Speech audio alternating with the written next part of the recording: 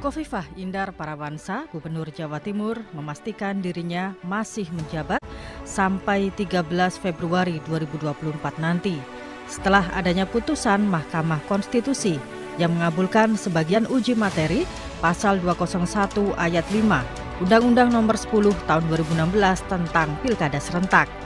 Pasal tersebut sebelumnya mewajibkan seluruh kepala daerah yang terpilih pada Pilkada 2018 untuk mengakhiri masa jabatannya pada Desember 2024. Dalam putusannya, Hakim Konstitusi Saldi Isra mengatakan Pasal 201 Ayat 5 adalah bertentangan dengan Undang-Undang Dasar 1945 dan tidak mempunyai kekuatan hukum mengikat. Sehingga pasangan Khofifah Indar Parawansa dan Emil Elistianto Dardak tidak jadi berakhir masa jabatannya pada 31 Desember 2023. Mereka bisa menuntaskan masa jabatannya genap selama 5 tahun hingga 13 Februari 2024. Hal tersebut diungkapkan Gubernur Jawa Timur usai melantik 3 kepala dinas dan wadir RSUD Dr. Sutomo Surabaya di Gedung Graha di Surabaya pada 22 Desember 2023. Masa jabatan itu kan harusnya memang nggak boleh dikurangi biar 1 hari pun. Aturannya begitu. Cepat sekali Pak proses di MK. Terus katanya pamitan Bu? Loh ya pamitan terus kan? Iya Bu. Bu artinya sampai 13 Februari ya Bu ya untuk jabatannya ya. Khofifah mengaku sudah dihubungi langsung oleh Sekjen Kemendagri setelah putusan MK keluar. Saat ini masih banyak program yang harus diresmikan. Bila berakhir Desember, maka hal tersebut tidak mencukupi waktunya. Ada peresmian Rutilahu yang harus dilakukan di Blitar, Rutilahu di Ponorogo, ada lagi tanggul di Kalibuntu Probolinggo, dan juga jalan pesantren di Bangkalan. Gubernur perempuan pertama di Jawa Timur tersebut juga mengungkapkan akan melakukan deklarasi dukungan kepada pasangan calon pada Pilpres 2024. Deklarasi tersebut akan diumumkan setelah dirinya pulang dari ibadah umroh pada 1 Januari 2024 nanti. Sebelumnya MK mengabulkan masa jabatan kepala daerah hingga 2024. Gugatan itu dilayangkan 7 kepala daerah, salah satunya adalah Emil Elistianto Dardak, Wakil Gubernur Jawa Timur, yang merasa dirugikan karena jabatannya tidak sampai 5 tahun. Gugatan ini dilakukan memberikan kepastian hukum kepada kepala daerah yang terpilih pada pemilu 2018, namun baru dilantik tahun 2019. Dengan dikabulkannya gugatan Emil Elistianto Dardak dan kawan-kawan, pelaksanaan Pilkada Serentak tahun 2024 bisa terancam gagal dilaksanakan. Pasalnya Pilkada yang dilaksanakan tahun 2020, para kepala daerah hanya menjabat 3 tahun. Dan jika ada kepala daerah era Eri Cahyadi dan kawan-kawan melakukan gugatan ke MK karena masa jabatan yang berkurang, bisa jadi Pilkada Serentak 2024 akan gagal dilaksanakan. Selengkapnya, kami bahas persoalan ini dalam dialog Gagasan Politik Jawa Timur, Jatim Gaspol.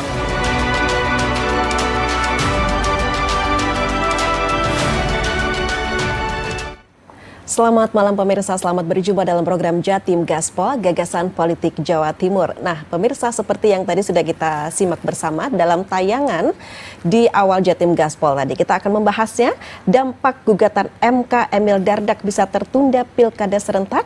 Nah ini luar biasa kalau kita bicara mengenai dinamika politik, perkembangan politik yang ada di Indonesia. Nanti akan kita bahas bersama narasumber kompeten yang sudah hadir di studio JTV bersama saya Mustika Ratna. Ada Ibu Profesor Dr. Hesti Armiwulan SHM HUMSI MC, Guru Besar Hukum Tata Negara Ubaya. Prof Hesti, terima kasih sudah hadir ya. Sama-sama, selamat sore. Selamat sore Prof Hesti. Kemudian juga Bapak Dr. Freddy Purnomo SHMH, anggota Komisi A DPRD Jatim. Pak Freddy, terima kasih sudah hadir. Assalamualaikum. Selamat sore. Waalaikumsalam warahmatullahi wabarakatuh. Juga ada Bapak Jamil SHMH, dosen Hukum Tata Negara UBARA Surabaya. Terima kasih Pak Jamil sudah bersedia hadir. Oke pemirsa, silahkan nanti Anda juga bisa bergabung bersama kami melalui line WA interaktif 081358161388. Prof Hesti, bagaimana menyikapi ini, dinamikanya mengejutkan begitu ya, dan juga ramai, artinya sebenarnya kalau masa jabatan kan kurang 1 bulan. Menurut Prof Hesti, wajar nggak sih kalau Mas Emil Dardak dan kawan-kawan itu mengajukan uji material ini? Ya ini kan soal hak ya. Jadi hak konstitusional yang itu sudah dijamin dalam Undang-Undang Dasar. Kita tidak bicara tentang waktunya, lamanya, tetapi ini hak yang diberikan oleh undang-undang bahwa masa jabatan gubernur, bupati, wali kota itu adalah 5 tahun.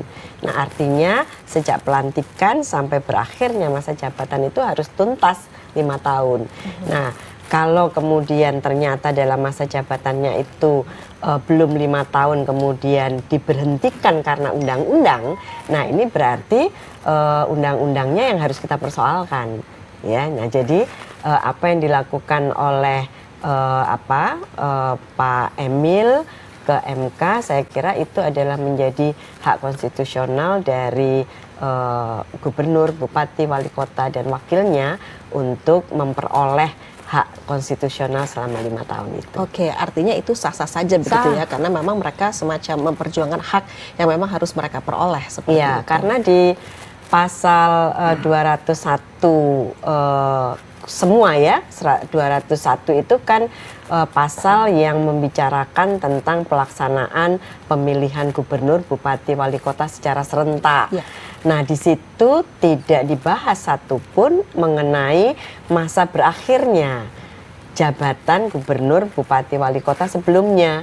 Nah, ini ada pemilu serentak yang berlangsung tahun 2018, tetapi masa jabatan gubernur, bupati, wali kota yang sebelumnya itu berakhirnya bukan di tahun 2018, tapi berakhirnya di 2019. Sehingga walaupun dia terpilih di pemilu serentak 2018, tapi tidak otomatis dia dilantik pada tahun yang sama. Nah, itu berarti kalau kita melihat tidak boleh warga negara itu dirugikan haknya karena undang-undang yang seharusnya memberikan kewenangan kepada yang bersangkutan selama 5 tahun. Itu. Baik, kalau Pak Freddy Purnomo bagaimana melihat ini, Pak? Kalau saya lihat memang dari tataran normatif apa yang katakan Prof. Hesti tadi itu benar. Jadi kalau kita memaknai semua warga negara yang mempunyai kedudukan sama dalam hukum, equality before the law ya. Terus kemudian apa yang disampaikan oleh Mas Emil Dardak dan kawan-kawan, saya kira itu sikap yang kesatria dalam hal untuk menyikapi masalah konstitusi. Nah, kemudian kalau kita memaknai dari isi Undang-Undang 45 amandemen ya pasal 18, memang apa yang dikatakan Prof. Hesti tadi ini memang undang-undang ini kan turunannya. Sudah jelas bahwa provinsi, kabupaten kota itu dipimpin oleh kepala daerah. Gubernur, bupati, wali kota dipilih secara demokratis. Nah, makna demokratis sudah jelas. Itu 5 tahunan. Nah, ternyata di dalam kesepakatan politik saya nggak tahu ya. Nah, tentunya kesepakatan politik ini tadi dijelaskan oleh Prof. Hesti. Tidak diatur batas waktunya. Inilah celah untuk dilakukan judicial review. Saya kira itu sudah langkah benar. Dan ini sudah lama saya pernah menyikapi ya. Tapi saya tidak pernah melakukan judicial review gitu. Saya sikapi. Itulah persoalannya itu aja. Jadi dan istilahnya ya faktor, kalau saya lihat ini bukan kecerobohan ya, pemaksaan yang ini sebenarnya tidak layak di dalam kehidupan negara demokrasi yang berlandaskan hukum seperti negara kita ini. Oke, lebih kepada faktor pemaksaan seperti itu ya Pak Freddy ya. Oke. Dari sisi efisiensi katanya, tapi demokrasi kita tidak bisa bicara efisiensi. Ya toh, demokrasi itu memang ya sudah. Makna demokrasi itu ya memang betul-betul hikmahnya untuk kepentingan rakyat kan gitu.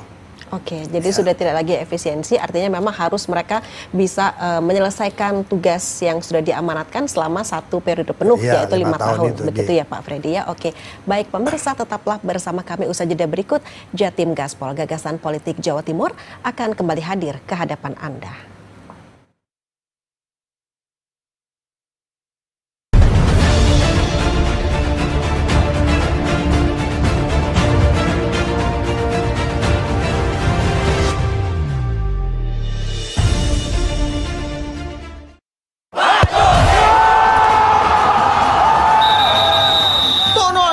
Ambe antangin, wani ngusir angin.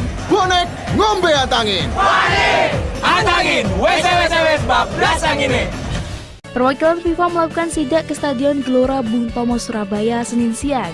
Kemunculan gundukan aspal yang terkesan akan meletus itu terjadi sejak Jumat kemarin. Puluhan warga yang tidak sabar berdesak-desakan berebut gunungan hasil bumi. Sejak 2 hari ini, beberapa agen bahkan pangkalan tabung LPG kehabisan stok. 2 ekor kerbau yang dipasangkan berlari kencang dengan kendali 1 orang sebagai joki.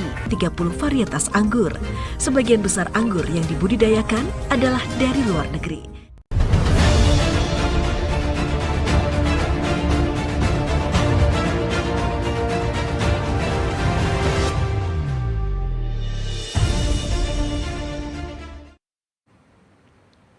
Ya pemirsa, kembali dalam program Jatim Gaspol, Gagasan Politik Jawa Timur kali ini membahas terkait dengan dampak gugatan MK Emil Dardak bisa tertunda pilkada serentak. Baik, tadi kita sudah mendengarkan seperti apa kemudian sikap dari Prof. Hesti Armiwulan dan juga Bapak Freddy Purnomo.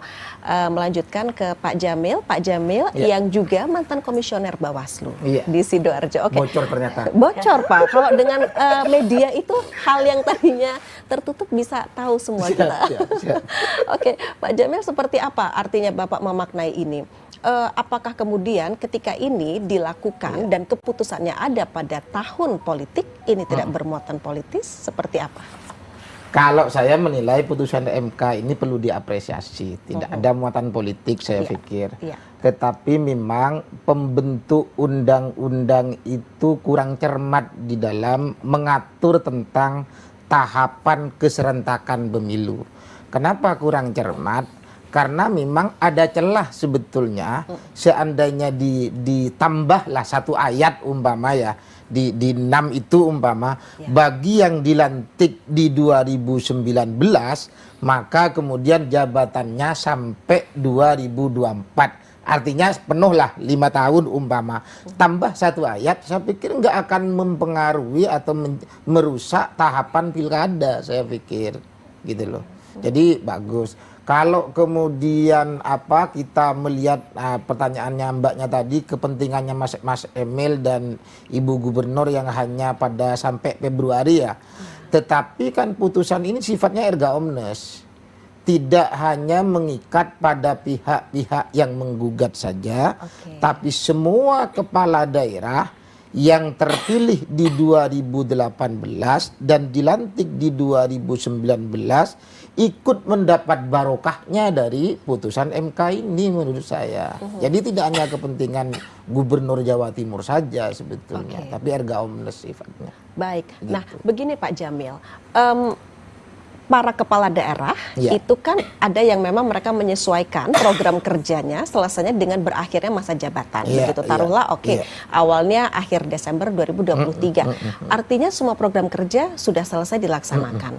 Dengan kemudian penambahan atau dikabulkan ya begitu ya gugatan, artinya menjadi pas 5 tahun begitu. Bagaimana dengan artinya program kerja yang sudah selesai itu tadi? Saya tidak memiliki data ya, apakah memang semua kepala daerah itu sudah kemudian mengakhiri di masa kerjanya pas sebagaimana dikatakan Undang-Undang 10 tahun 2016, ataukah masih tercecer untuk kemudian ditindaklanjuti oleh penjabat umpama. Saya tidak punya data itu. Tetapi saya pikir taruhlah umpama selesai programnya, kan masih bisa kemudian membentuk program kembali. Kebijakan itu kan masih bisa dibuat sih oleh kepala daerah dengan DPRD setempat, saya pikir gitu loh. Oke, Pak Jamil begini, sebagai mantan komisioner Bawaslu Kabupaten Sidoarjo, semangat dari pemilu atau pilkada serentak itu sendiri sebenarnya apa? Ya kalau semangat pemilu, pilkada serentak, keserentakannya ya.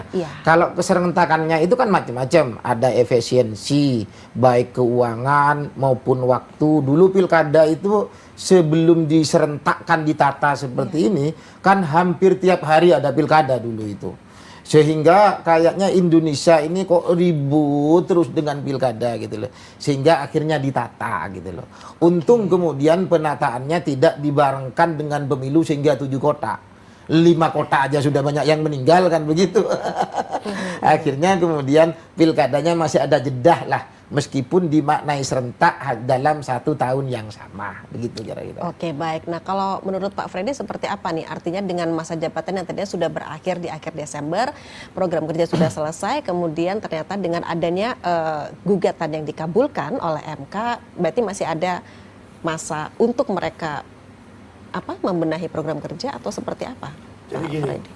di ketentuan, saya kurang tahu betul ya, di peraturan Mendagri yang disebutkan gubernur yang akan mengakhiri masa jabatan 6 bulan sebelum berakhir itu, dia tidak boleh mengambil satu kebijakan. Nah, kebijakan misalkan mutasi, terus kemudian kebijakan yang strategis itu nggak boleh. Nah, kecuali dalam hal urusan masalah budgeting, itu yang dilakukan. Jadi hanya meneruskan sisa program kerja yang belum selesai. Kebijakan baru nggak boleh. Ya, itu yang sudah diatur. Nah, inilah salah satu yang dilakukan oleh gubernur. Nah, maka kemenangan itu ada di pusat. Kita tahu bahwa gubernur ini sebenarnya gubernur atau kepala daerah ya. Ini kan kalau gubernur, saya bicara gubernur sekarang. Gubernur kan kepanjangan tangan pemerintah pusat di daerah.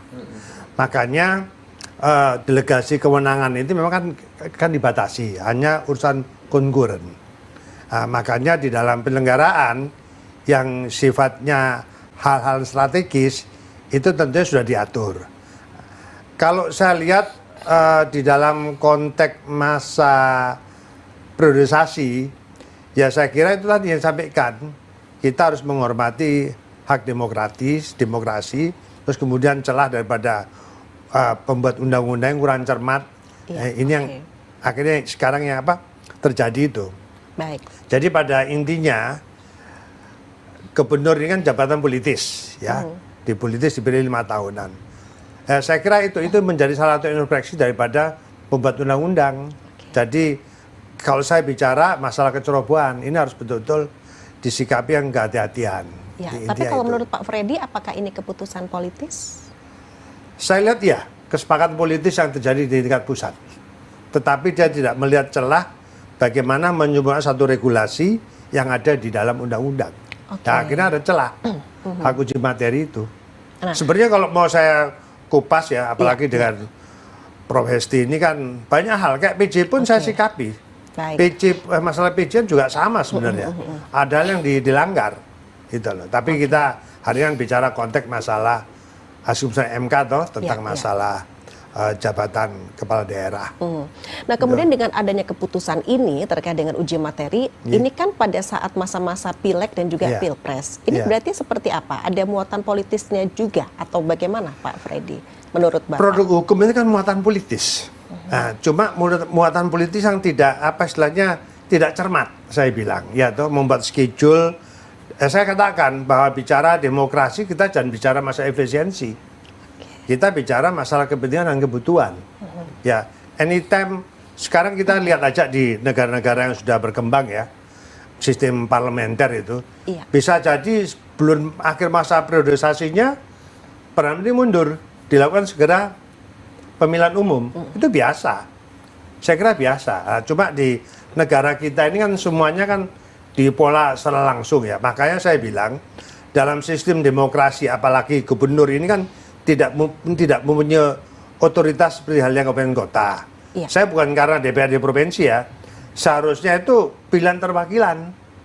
Kalau saya saran gitu, yang pilihan langsung adalah bupati wali kota. Itu pernah kami rekomendasikan pada waktu kami masih jabat ketua komisi A. Itu saya sampaikan. Makanya di dalam sistem demokratis ada 3 ya. Pilihan langsung, pilihan terwakilan atau pilihan lainnya. Nah, ini saya sampaikan lah. Pilihan langsung adalah kepala bupati wali kota. Pilihan terwakilan adalah gubernur. Karena gubernur itu satu sisi sebagai kepala daerah dan juga sebagai kepanjangan tangan pemerintah pusat. Tetapi dalam implementasinya kadang-kadang dipasung. Contoh masalah PJ kabupaten kota itu seharusnya wilayahnya gubernur, bukan wilayahnya Mendagri. Kalau gubernur wilayah Mendagri kan berjenjang kita. Ini kadang dipasung. Daerah ngirimkan nama, terus gubernur ngirim nama yang berbeda, turunnya berbeda. Ini saya katakan, ini yang saya katakan demokrasi istilahnya ketopraan saya bilang gitu loh. Nah, seharusnya kan pusat yang punya kewenangan itu mengusulkan 3 nama ke bawah, bawah yang nanti akan memilih gitu. Kalau Mendagri mengusulkan calon gubernurnya ke DPRD provinsi, nah, gubernur mengajukan calon PJ-nya ke bupati ke Kabupaten Wali Kota, baru DPR milih. Ini untuk konsep PJ. Kalau kita memaknai pasal 18 loh, dipilih secara demokratis kan gitu. Oke Pak Freddy. Nah pemirsa, kita akan melanjutkan ke segmen selanjutnya. Kami juga akan menginformasikan kepada Anda, silahkan Anda sudah bisa mulai bergabung ke line WA interaktif 081358161388. Kita jeda sejenak.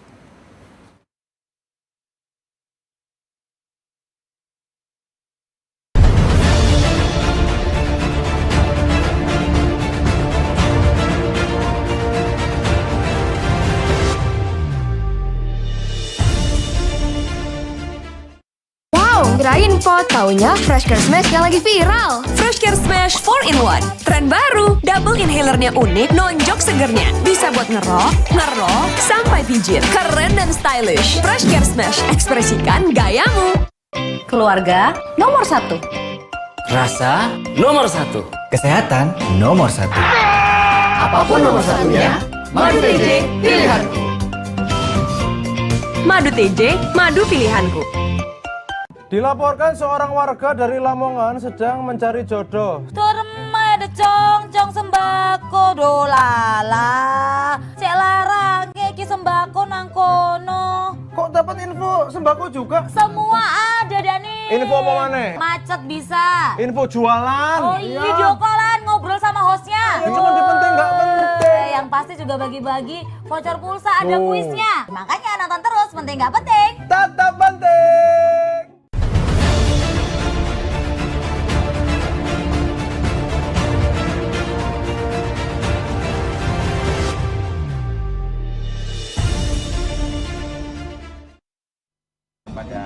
Pada tentunya para pemimpin di partai politik dan juga masyarakat untuk memutuskan dengan bijak. Artinya mendukung putusan itu Pak Sekjen ya, terkait dengan menghormati keputusan MK. Ya jawabannya menghormati itu artinya dalam praktik kita sebagai insan ya harus mendukung. Menghormati itu otomatis mendukung. Nah, kalau nggak mendukung namanya nggak menghormati. Hormati keputusan itu. Tapi yang paling penting bagi kami adalah bagaimana birokrasi tetap bisa optimal bekerja melayani dan birokrasi terus memberikan layanan terbaik dan tidak ada gangguan apapun. Saya kira dengan keputusan ini kita menyambut dengan baik ya. Pastinya ada pertimbangan-pertimbangan dari Mahkamah Konstitusi untuk memberikan pertimbangan. Ya, pemirsa Jatim Gaspol, Gagasan Politik Jawa Timur malam hari ini menghadirkan Ibu Profesor Hesti Armiwulan, Guru Besar Hukum Tata Negara Ubaya, kemudian Bapak Freddy Purnomo, anggota Komisi A DPRD Jatim, serta Bapak Jamil, dosen Hukum Tata Negara Ubara Surabaya, yang juga mantan Komisioner Bawaslu Sidoarjo. Kan tadi sudah terbuka ya Pak ya, jadi saya sampaikan sekalian. Oke, saya ke Prof. Hesti dulu. Prof. Hesti begini, kalau Mas Emil Dardak itu kan produk di tahun 2018 ya, kepala daerah, yang kemudian nanti akan berakhirnya 2024 setelah sebagian gugatan dikabulkan MK. Kalau Pak Eri Cahyadi sendiri itu kan produk tahun 2020 nih, yang kemudian nanti akan berakhir 2024. Taruhlah misalnya ada yang ya Pak Eri Cahyadi dan kawan-kawan, atau mungkin bukan Pak Eri yang kemudian menggugat, tetapi kan tidak menutup kemungkinan ada teman-teman yang seangkatan Pak Eri juga yang taruhlah menggugat juga. Apakah kemudian itu bisa dijadikan semacam jurisprudensi begitu keputusan yang dari Pak Emil itu? Oke, mungkin yang pertama yang saya perlu klarifikasi, kalau di MK itu tidak ada gugatan. Kalau ke MK itu namanya semua adalah permohonan. Jadi apa yang disampaikan oleh Pak Emil dan kawan-kawan itu adalah permohonan kepada Mahkamah Konstitusi. Yang kedua, kalau kita perhatikan tadi disampaikan oleh Pak Freddy, kalau Bupati Wali Kota itu dia jabatannya dua kedudukannya, satu sebagai kepala daerah dan satu lagi sebagai penyelenggara urusan pemerintahan umum yang ada di wilayahnya.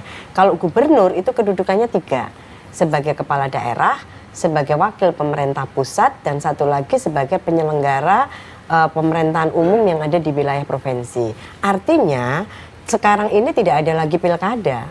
Kalau kita merujuk pada Undang-Undang nomor 10 tahun 2016, itu namanya Undang-Undang tentang pemilihan gubernur, bupati, wali kota. Nah, ketika tadi disampaikan ada putusan MK terkait dengan pembatalan pasal berapa tadi? Pasal 201 ya, ayat 5 itu adalah satu ayat saja untuk pemilihan gubernur, bupati, wali kota yang dilaksanakan pada tahun 2018 yang berakhir pada tahun 2023. Jadi hanya itu saja. Jadi mereka yang terpilihnya itu pada tahun 2018, kemudian berakhirnya itu asumsinya 2023. Tapi ternyata ada satu kekosongan hukum. Ada kekosongan hukum di mana gubernur, bupati, wali kota yang sebelumnya itu masa berakhirnya bukan 2012, tapi masa berakhirnya 2019.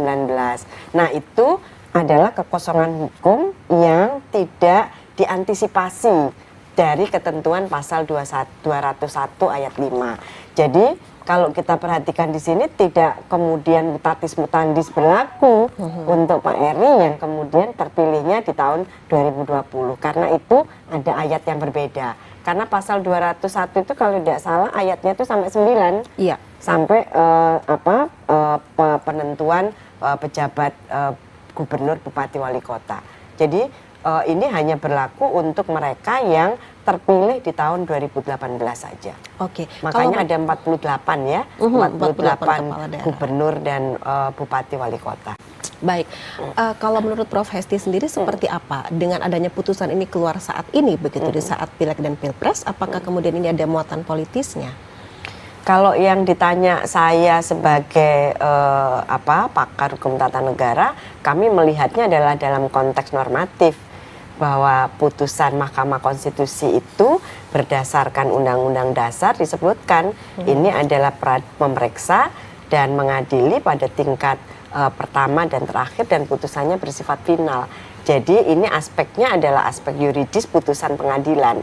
Nah, kalau itu ada muatan politis atau tidak, saya kira itu bergantung pada masing-masing ya.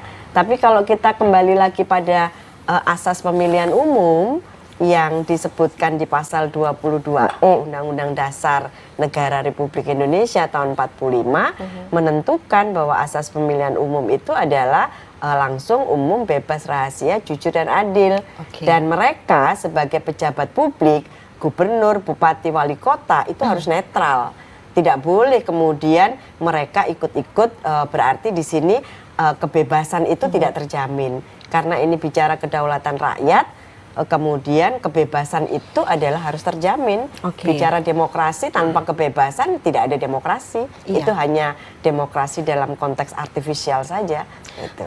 Prof Hesti, kalau kemudian ada yang menjadi salah satu tim sukses begitu ya dalam salah satu paslon, apakah kemudian netralitas itu bisa dijamin di musim kampanye ini? Saya orang yang tidak setuju ya dengan hanya cuti sesaat. Misalkan, mohon maaf nih, katakan Gubernur Jawa Timur. Nah, ketika beliau mendukung salah satu calon, kemudian beliau di hari itu cuti.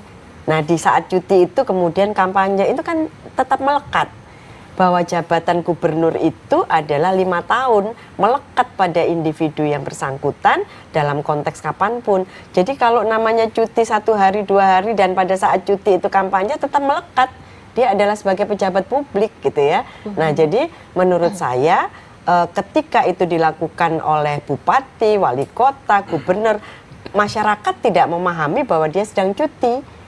Tapi yang dipahami adalah, loh itu kan gubernur saya, loh itu kan wali kota saya.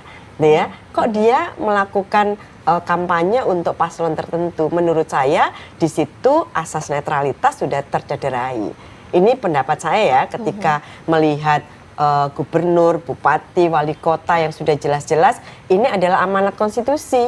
Dan di dalam amanat konstitusi itu terkandung satu hakikat yang disebut dengan konstitusionalisme.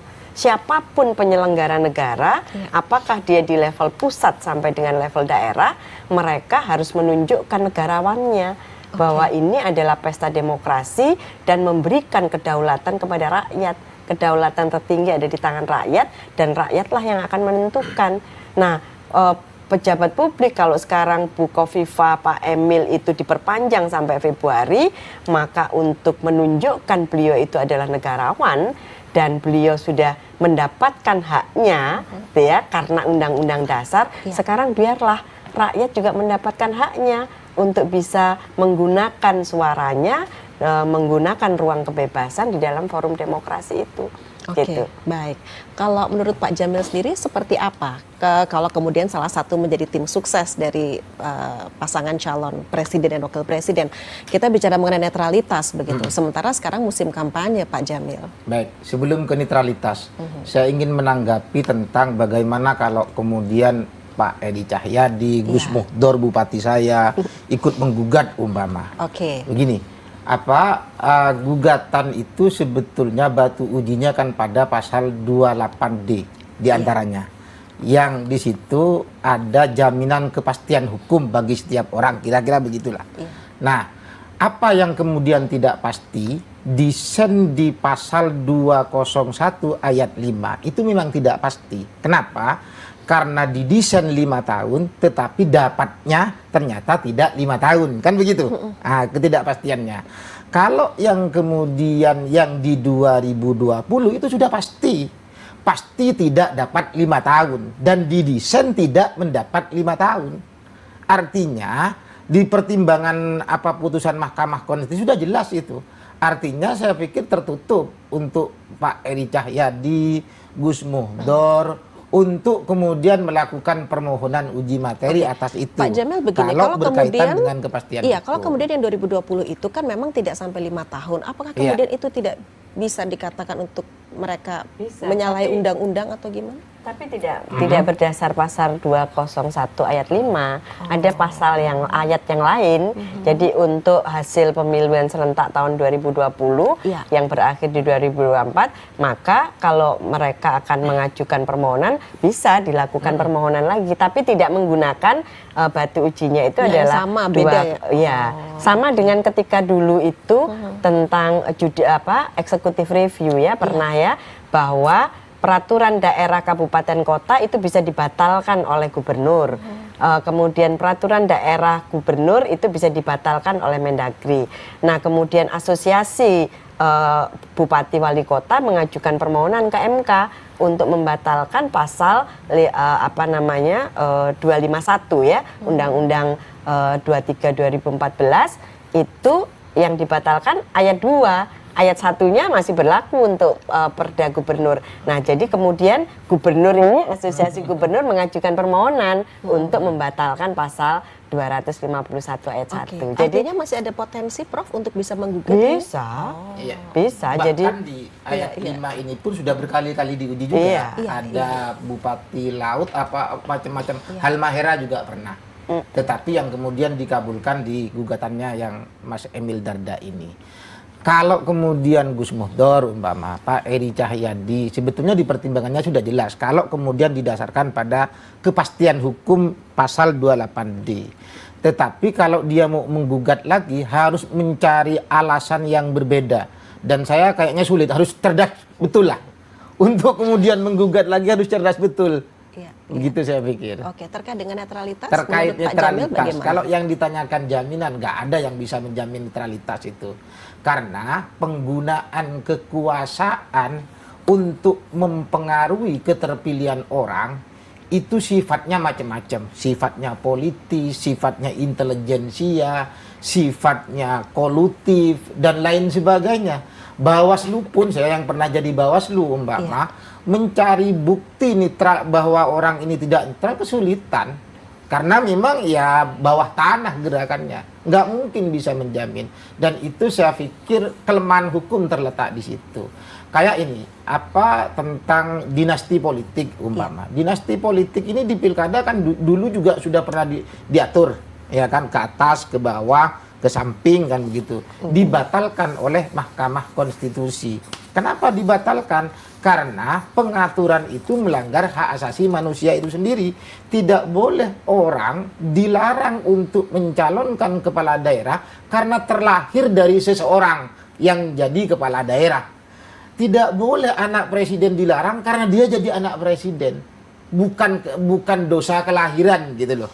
Nah, itu kata-kata Mahkamah Konstitusi. Kalau mau dilarang petahananya, jangan keturunannya. Kan gitu kata Mahkamah Konstitusi. Tetapi melarang petahananya itu hanya dengan instrumen-instrumen ya cuti, kemudian ya tidak boleh menggunakan fasilitas negara Ya, itu. Tapi itu kan sulit. Keterbatasan hukum di situ menurut saya. Dan tidak semua hal ini harus diatasi oleh hukum kan. Harus ada hal-hal lain lah yang kemudian ikut campur menangani problem-problem kenegaraan ini. Tidak semuanya harus ditangani oleh hukum. Oke, baik Pak Jamil. Pemirsa, silakan Anda bisa menghubungi begitu ya, atau bergabung di line WA interaktif kami 081358161388. Tetaplah bersama kami pemirsa. Jatim Gaspol, Gagasan Politik Jawa Timur akan kembali hadir ke hadapan Anda sesaat lagi.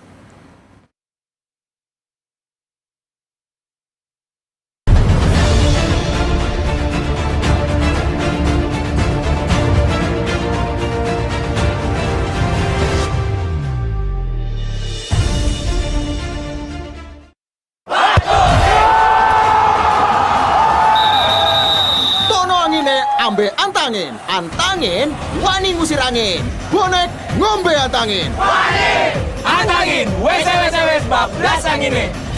Udan terus merek angin kebos sing kedaten nang daerah Kedung Kandang, nipani bapak merek anake sing ape budal kerja. RS meh ae dadi sancak uripe warga, kepek nyolong kutang, tabrakan renteng sing ngatutno papat kendaraan, ketagihan nang jalur Pantura Probolinggo, grebek anggota komplotan maling emas barek gendak.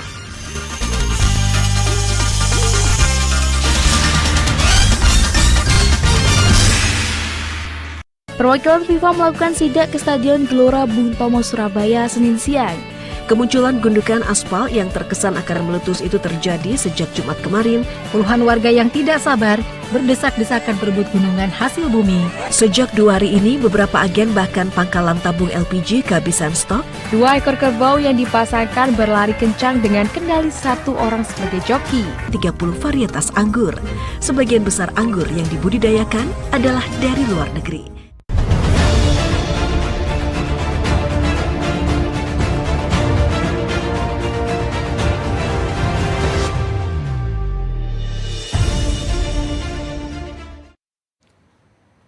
Terima kasih pemirsa, Anda masih setia untuk menyaksikan program Jatim Gaspol, Gagasan Politik Jawa Timur pada malam hari ini. Dampak gugatan MK Emil Dardak bisa tertunda pilkada serentak.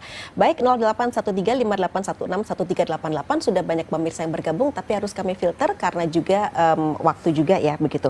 Oke, Prof Hesti, Pak Purno, Pak Freddy dan juga Pak Jamil. Saya setuju ke Prof Hesti, kok enak kepala daerah bisa cuti. Harusnya netral, bukan jadi tim kampanye dong, Iin di Surabaya. Sekarang mulai para menteri udah gap-gapan jadi jurkam karena mereka pejabat partai atau ketua. Kok bisa ya? Nggak elok menurut saya Tri Surabaya. Monggo Prof Hesti. Iya, tadi Pak Jamil sudah menyampaikan semua tidak bisa diselesaikan dengan pendekatan rule of law. Maka di dalam penyelenggaraan negara itu harusnya 2, rule of law dan rule of ethic. Jadi yang bisa menjalankan bagaimana proses berdemokrasi dengan baik itu tidak bisa semuanya disandarkan pada oh ini kelemahan hukum, oh ini hukum tidak bisa menjangkau memang, tapi ada satu yang juga harus mendapat perhatian itu adalah rule of ethic.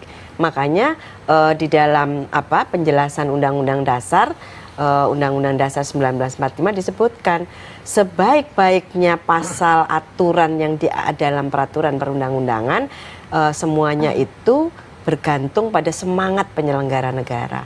Nah, kalau sekarang semuanya itu semangatnya, etikanya tidak dikedepankan, ya rusaklah tatanan berdemokrasi kita. Jadi sekarang mohon maaf ini Pak Emil mengajukan permohonan untuk perpanjangan masa jabatan atau keutuhan ya masa jabatan selama 5 tahun.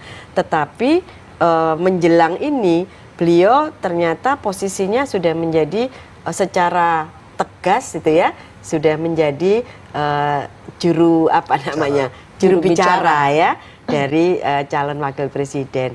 Nah ini kan kontradiksi. Di satu sisi harus netral, beliau menginginkan masa jabatan utuh 5 tahun, tapi di sisi yang lain beliau memposisikan diri harusnya cuti.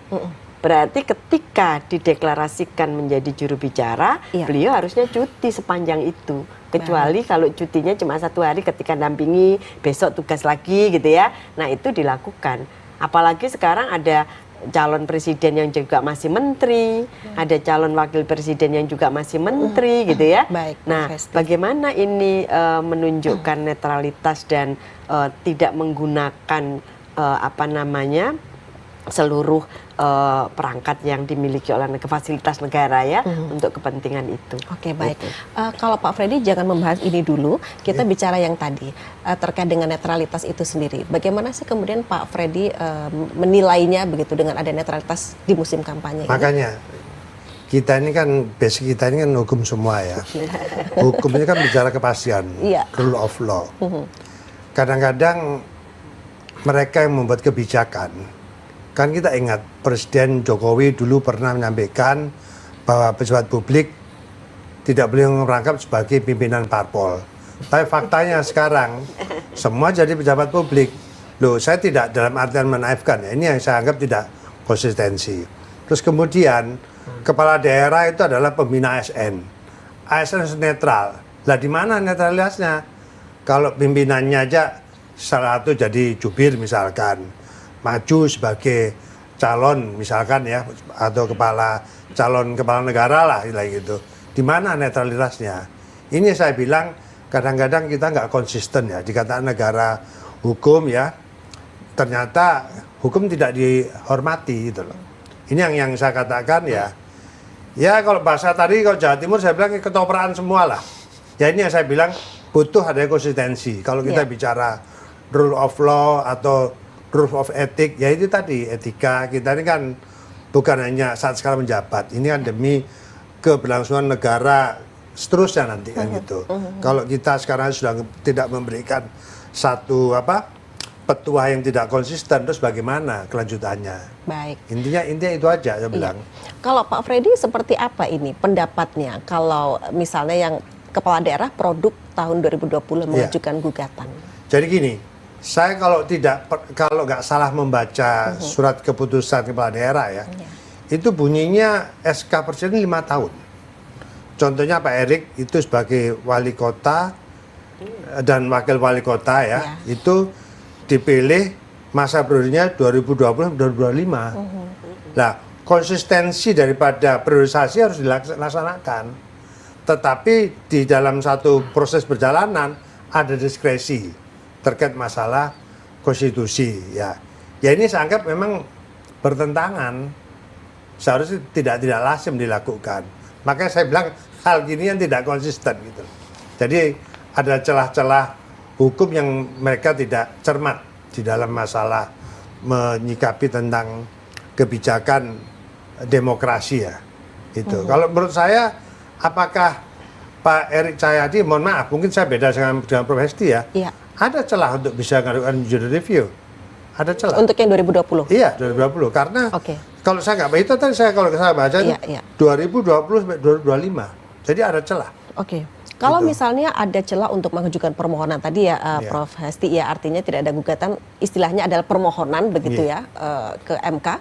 Itu sebaiknya atau waktu pelaksanaannya, karena ini kan 27 November 2024 yang pilkada serentak. Sebaiknya kapan, Pak Freddy? Kalau misalnya mereka mau mengajukan permohonan itu? Kan pilkada serentaknya, pemilihan gubernur, bupati, wali kota itu akan berlangsung 2024. Nah itu, tetapi itu tadi, nanti ketika ini terpilih, pelantikannya menunggu berakhirnya masa jabatannya Surabaya gitu kan. Nah yang dirugikan itu adalah mereka yang terpilih di tahun 2024. Jadi mereka yang terpilih di tahun 2024 nasibnya sama dengan yang dialami oleh Gubernur Jawa Timur ini. Jadi menunggu sampai habis masa jabatan dari periode sebelumnya.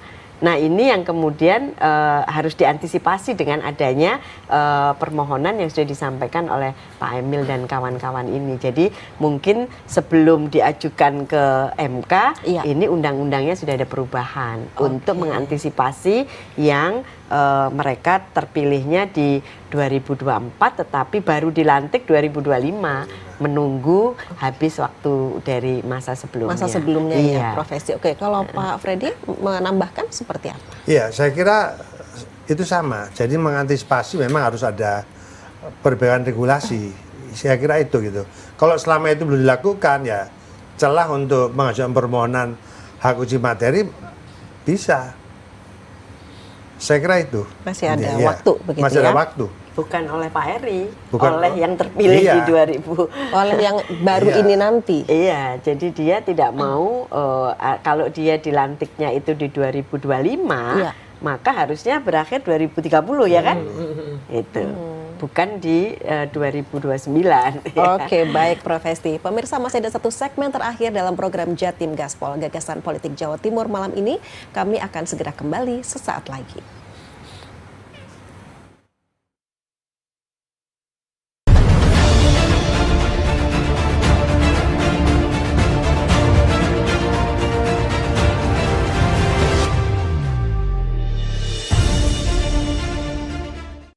Adakah obat yang aman untuk nyeri sendi dan linu-linu? Kami perkenalkan Healthic, obat herbal untuk nyeri sendi dan linu-linu.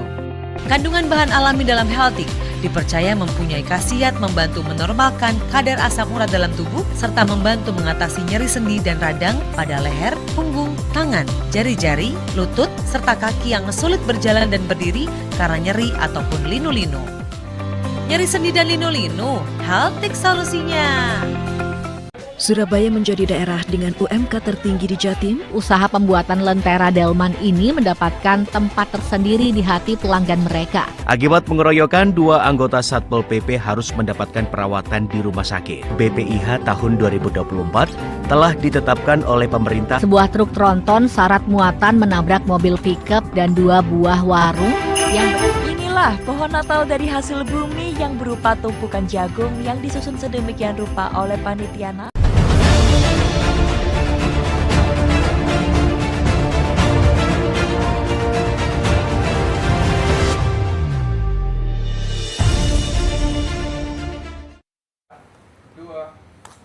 Iya pemirsa, kembali dalam program Jatim Gaspol, Gagasan Politik Jawa Timur. Dampak gugatan MK Emil Dadak bisa tertunda pilkada serentak. Di segmen terakhir ini kita masuki saat ini. Pak Jamil, silahkan kalau kemudian kita belajar begitu dari pengalaman terkait dengan ada permohonan MK, masa jabatan kepala daerah, harapan ke depan seperti apa? Ya, harapan saya pemilu ini kan sudah berjalan. Kemudian pilkada pun sebetulnya sudah berjalan. Oke. Masing-masing penyelenggara di daerah sudah pegang uang dari pemerintah daerahnya masing-masing. Tetapi karena PKPU tahapan pilkada belum selesai, belum digedok, ya, maka kemudian belum ada yang berani mengadakan acara yang judulnya pilkada atau pemilihan gubernur atau bupati, ya, kalau diksinya menggunakan undang-undang lah, gitu. Sehingga menurut saya, harapan saya adalah pemilu ini selesai, berjalan dengan baik, melahirkan pemimpin yang baik, pilkada pun juga demikian. Karena apa?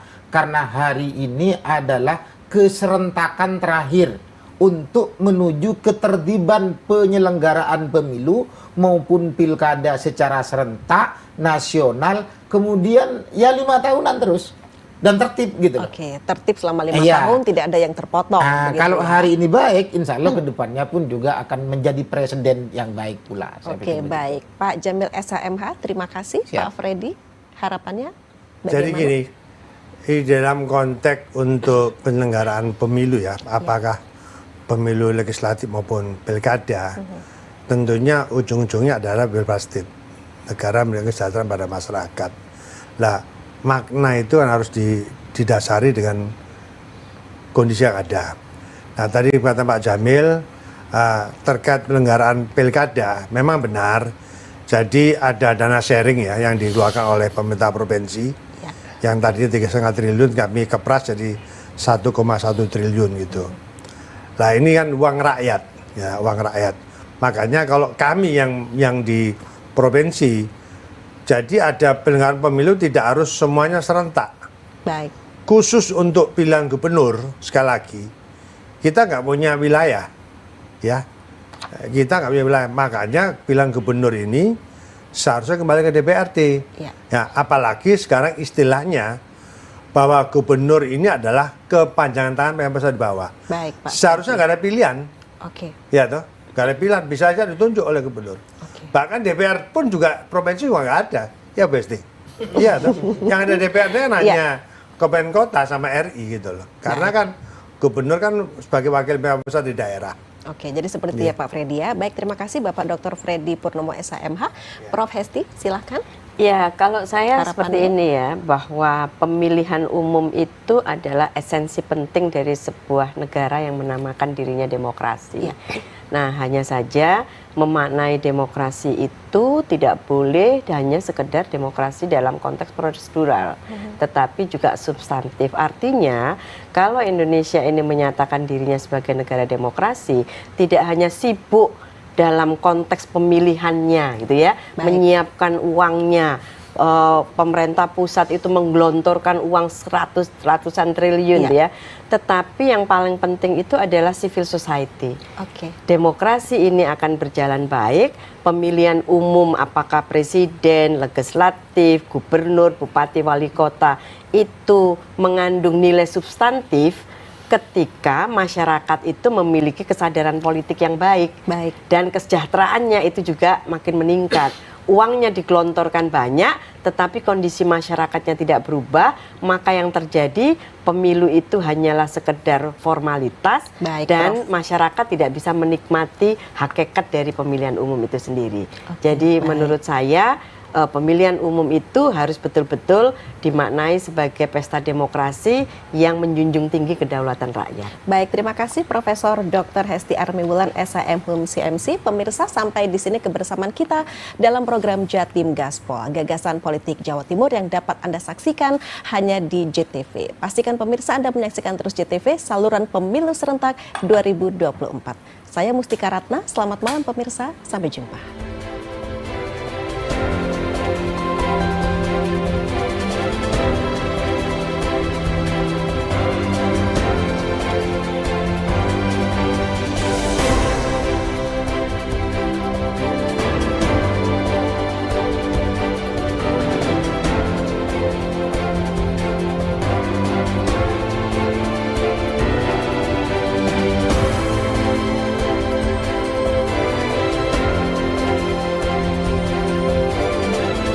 Surabaya menjadi daerah dengan UMK tertinggi di Jatim. Usaha pembuatan lentera delman ini mendapatkan tempat tersendiri di hati pelanggan mereka. Akibat pengeroyokan, 2 anggota Satpol PP harus mendapatkan perawatan di rumah sakit. BPIH tahun 2024 telah ditetapkan oleh pemerintah. Sebuah truk tronton syarat muatan menabrak mobil pickup dan 2 buah warung.